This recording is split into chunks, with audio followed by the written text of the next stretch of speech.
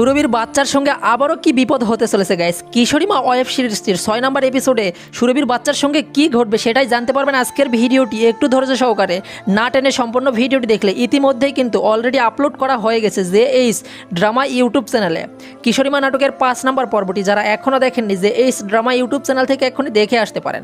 আর যারা অলরেডি দেখে ফেলেছেন অবশ্যই কমেন্ট করে জানাবেন কিশোরী মা নাটকের 5 নম্বর পর্বটি আপনাদের কাছে কেমন লাগলো গাইস। 5 নম্বর পর্বের শেষের দিকে আমরা এমনটাই দেখতে পাই, সুরভির বাচ্চাকে নিয়ে কিন্তু আবারও নতুন ষড়যন্ত্র করতেছে। সুরভির বাচ্চা যার কাছে দত্তক রেখে গেছে সুরভি, সব কিছু মিলেই কিন্তু গায়ে 6 নম্বর এপিসোডটি অনেক ইন্টারেস্টিং এবং ধামাকা একটি এপিসোড হতে চলেছে।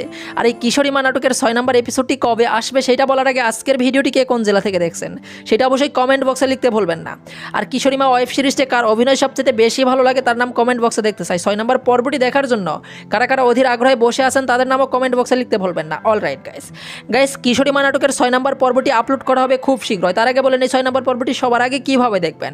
6 নম্বর পর্বটি সবার আগে দেখতে যেই কাজটি করতে হবে সেটি হচ্ছে অবশ্যই আপনাকে জেএইচ ড্রামা ইউটিউব চ্যানেলটি সাবস্ক্রাইব করে অল নোটিফিকেশন অন করে রাখতে হবে। তাহলে গাইস কিশোরী মা নাটকের 6 নম্বর এপিসোড আপলোড হওয়ার সঙ্গে সঙ্গে সবার আগে আপনার কাছে নোটিফিকেশন চলে যাবে। সেখান থেকেই কিন্তু সবার আগে আপনি এসে কিশোরী মা ওয়েব সিরিজটির 6 নম্বর পর্ব দেখে নিতে পারবেন।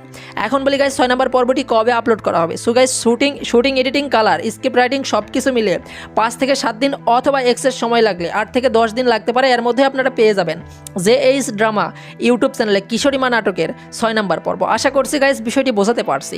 সো গাইস মূলত এই ছিল আজকের ভিডিওটি কেমন লাগলো কমেন্ট করে জানিয়ে দিন। কিশোরী মা নাটকের 6 নম্বর পর্বটি দেখার জন্য কারা অধীর আগ্রহে বসে আছেন অবশ্যই তারা কমেন্ট বক্সে আমি লিখতে ভুলবেন না। সকলের সুস্বাস্থ্য দীর্ঘায়ু কামনা করে এখানে বিদায় নিচ্ছি। সবাই ভালো থাকবেন, সুস্থ থাকবেন, অন্যায় হতে বিরত থাকবেন।